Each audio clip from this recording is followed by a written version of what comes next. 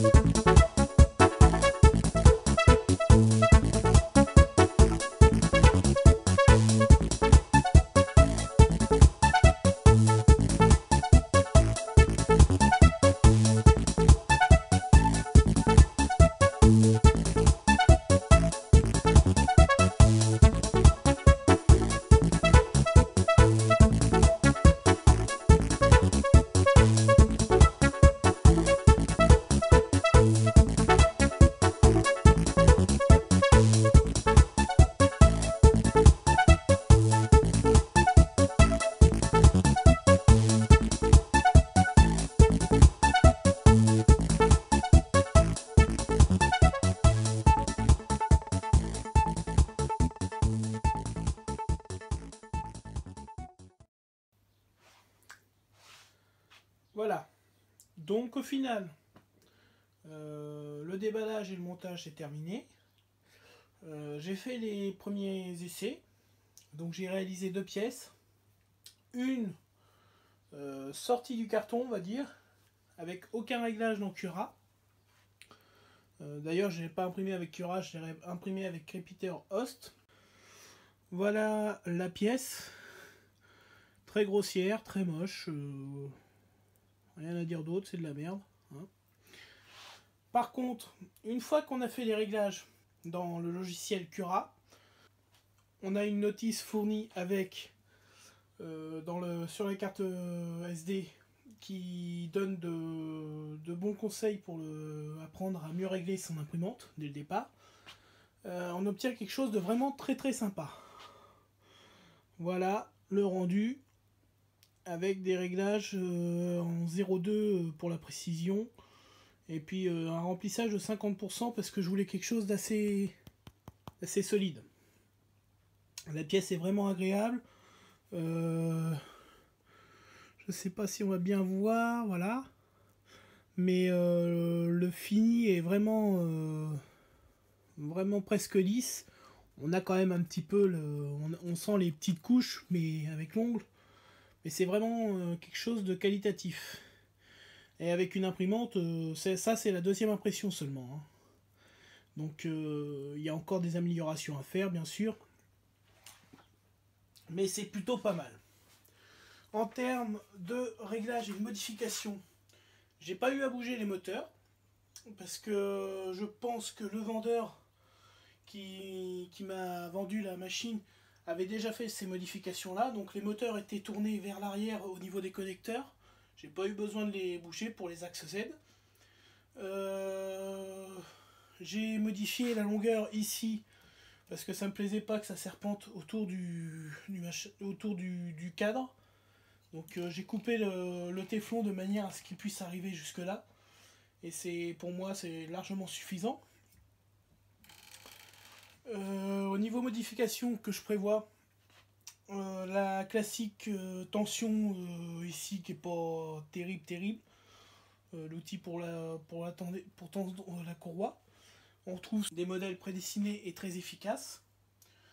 Pareil ici, je ferai un outil de réglage pour que la courroie soit bien tendue. Après, certainement, je vais ajouter comme beaucoup au niveau de la buse un refroidissement plus efficace de la pièce.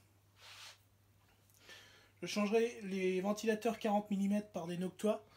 12 € pièce, hein, environ sur matériel.net, je vais les commander là-bas. Ça donnera une ventilation efficace et surtout silencieuse, parce que le bruit en fonctionnement est assez prononcé. Voilà la machine allumée. On entend la ventilation ici qui tourne. Cette ventilation là ne fait pas tellement de bruit en fonctionnement puisqu'elle est régulée. Moi pour la deuxième impression, elle était tournée à 30% environ de vitesse, donc c'est pas énorme. Au niveau réglage, c'est assez simple, le menu est intuitif, on a quelque chose de vraiment classique sur l'impression 3D en marline, hein. C'est en anglais, il existe peut-être des versions françaises, je ne sais pas. Moi ça ne me dérange pas parce que bon, bah, on comprend quand même clairement les différents réglages et différentes fonctions. Le plateau chauffant est très efficace. Je suis agréablement surpris par rapport à une autre imprimante 3D que j'ai avec un plateau chauffant MK2 mais câblé en 12 volts et qui ne chauffe pas très efficacement. Sinon, en termes de finition, c'est tout à fait correct.